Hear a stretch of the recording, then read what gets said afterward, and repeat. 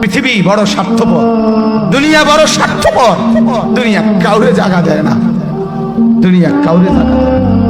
এত মজবুত পাইলিং করে যেই বিল্ডিং বানাইলাম, দুনিয়া তারে থাকতে দেয় না। যাও বেটা যাও, যাও তুই লাথি দিয়া বাড়ি করে যা, কবরে যা, কবরে যা। দুনিয়া কাউরে থাকতে দেয়। দুনিয়া কত ক্ষমতা ধরকে মাটির নিচে ফেলায় দিছে, দুনিয়া কত সম্পদ আলাকে মাটির নিচে ফেলে দিছে, দুনিয়া কত সুন্দরী নারীকে মাটির নিচে ফেলায় দিছে, মাটির সাথে রেজা রেজা করে ফেলছে। আজ আর চেহারা নাই, আজ আর রূপ নাই, আজ আর যৌবন নাই, আজ আর ক্ষমতা নাই। এমন বাদশা ছিল পৃথিবীতে যার হাতের আঙ্গুলের ইশারায় মানুষের গর্দান উড়াইয়া দিত, যার হাতের ইশারায় উঠত মানুষ, বসত মানুষ। আজ বাদশারা নাই, আজ সম্পদওয়ালারা নাই, আজ মালওয়ালারা নাই। দুনিয়া কাউরে থাকতে দেয় না, কাউরে না দোস্ত, কাউরে দেয় না। দুনিয়া দাদারে আমার থাকতে দেয় নাই। আমার দাদারে আমি দেখছি, আজ আমার দাদা নাই। আমার নানারে আমি দেখছি, আমার নানা নাই। আমার দাদিরে আমি দেখছি, আমার দাদি নাই। আমার নানিরে আমি দেখছি, আমার নানি নাই। আমার বাবারে আমি দেখছি, 14 লক্ষ টাকা বাবার পেনশনের আমি সব ডাক্তারের পিছনে খরচ করে ফেলছি, বাড়ির ফসলের জমি বিক্রি করে ফেলছি। আমার বাপ যেন না মরে বারবার বারে হসপিটালে নিছি, কিন্তু দুনিয়া আমার বাপকে থাকতে দেয় নাই। আমার বাপ কবরে চলে গেছে। দুনিয়া কাউরে থাকতে দেয় না, কাউরে না, কাউরে না, কাউরে না, কাউরে না। আমার বাপ দুনিয়া কাউরে থাকতে দেয় না। তুমি থাকবা না, তুমি থাকবা না।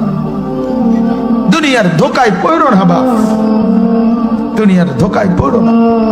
মাকে বুঝান, আজ মারা বেসামাল হয়ে গেছে, আজ বোনেরা বেসামাল হয়ে গেছে, বেপরদার উৎসব তুলে দিছে। এটা যেন আল্লাহর সাথে যুদ্ধ করছে। আল্লাহ করো না, না তুমি আরো কিছু দাও, আমরা বেপরদিকে ছাড়বো না। যুবক ছেলেগুলো যেন বলতেছে, আল্লাহ তুমি করোনা দেওয়ার চাই দাও, অশ্লীল ছবি দেখা, ফেসবুকে নর্তকী দেখা, আমরা ছাড়বো না। দেখি তুমি কি করতে পারো, তুমি যা করার করো। দোকানদার ব্যবসায়ীরা হারামের লেনদেন করা বন্ধ করছে না, সুদখোর সুদ ছাড়ছে না, ঘুষখোর ঘুষ ছাড়ছে না, নাফরমান আর জিনাকার ব্যভিচারী এরা কেউ কিছু ছাড়ছে না। বেহায়ার বেপর্দা নারী তার অশ্লীলতার বেহায়াপনা ছাড়ছে না। মুসলমান তার ঘরে টেলিভিশনের নর্তকীর আওয়াজ তো বন্ধ করছে না। হায় করোনা কিভাবে যাবে, আযাব কিভাবে যাবে বলেন, বলেন, বলেন আপনি। আমার বাপ ফেরাউনের উপরে তো আযাব এতদিন ছিল না, নমরুদের উপরে আযাব এতদিন ছিল না, সাদ্দাদের উপরে আযাব এতদিন ছিল না, কারুনের উপরে আযাব এতদিন ছিল না, লূত আলাইহিস সালামের কওমের উপরে আযাব এতদিন ছিল না, হুদ আলাইহিস সালামের কওমের উপরে আযাব এতদিন ছিল না, নূহ আলাইহিস সালামের কওমের উপরে এতদিন আযাব ছিল না। আজ আমরা মালিককে এই পরিমাণ নারাজ করছি, মালিক এত বেশি নারাজ। আজ 1 বছর হয়ে গেছে, 1 বছরের চাইতে বেশি হয়ে গেছে, কই করোনার মহামারীর আযাব তো যাচ্ছে না, গেছে গা বলে। আমাদের লক্ষ লক্ষ বাচ্চার পড়ালেখা বন্ধ, এরা নষ্ট হওয়ার চূড়ান্ত পর্যায়ে পৌঁছে গেছে। মোবাইল এদেরকে শেষ করে দিছে।